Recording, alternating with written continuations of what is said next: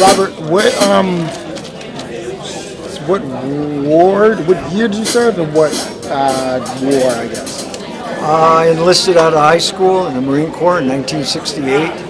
I was shipped out to Vietnam in 1969, and I stayed in the Marine Corps until I got out in 1970, where after I came back from Vietnam, I served as a firearms instructor in Parris Island, South Carolina. Why did you decide to enlist in the?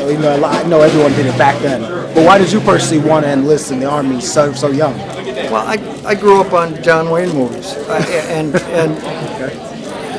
I was taught as a young person, we owe this country as citizens, and we're obligated that if our country calls, we answer. When I graduated in 1968, you had few choices. College, not for my income.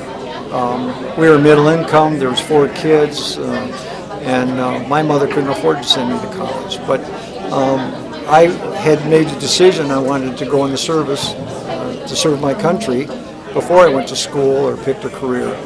And at that time, 1968-69, Vietnam War was heavy. It was going a lot. So my chances of going to Vietnam were pretty good. So I thought, if I'm going to go, who's the toughest and the best and well trained? And that was, to me, it was the Marine Corps. So I enlisted in the Marine Corps. Okay,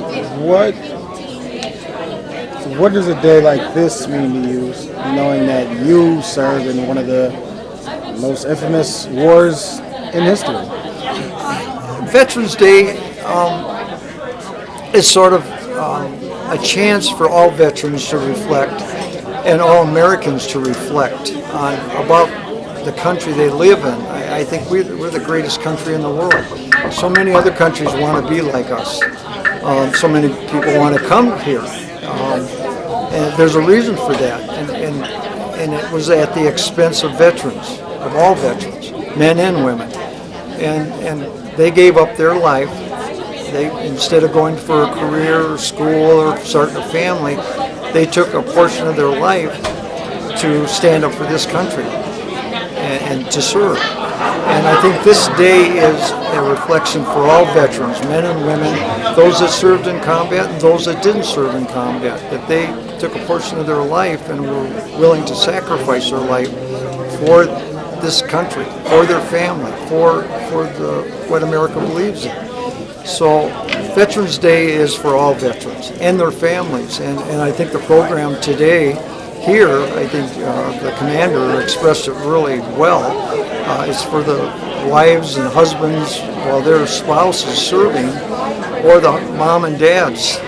I thought while I was in Vietnam, I never thought I was 18, 19 years old, and you really you're not mature enough to know what your family's going through while you're in Vietnam. I was in a combat zone, what they had to think, what they had to go through day after day. Are my child going to make it? Or,